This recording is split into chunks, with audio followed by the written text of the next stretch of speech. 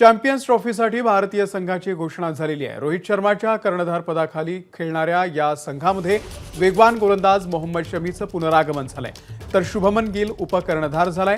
जसप्रीत बुमराचाही संघामध्ये समावेश करण्यात आलाय। कोहली, श्रेयस अय्यर, राहुल आणि हार्दिकचाही संघामध्ये समावेश करण्यात आलाय।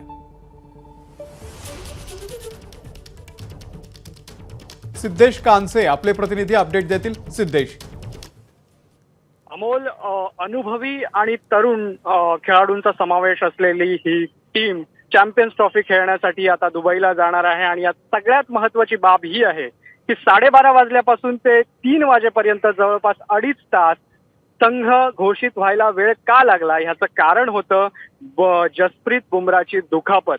आणि सगळ्यात महत्त्वाची गोष्ट ही आहे की जसप्रीत बुमरा एकदम फिट आहे। एनसीएतून त्याचा जसा रिपोर्ट आला तसा आगरकर, चीफ सिलेक्टर आगरकर आणि रोहित शर्मानं मीटिंग थांबवली आणि प्रेस कॉन्फरन्सला ते सामोरे गेले आणि त्यांनी जसप्रीत बुमरा या टीममध्ये खेळणार असल्याची घोषणा केली।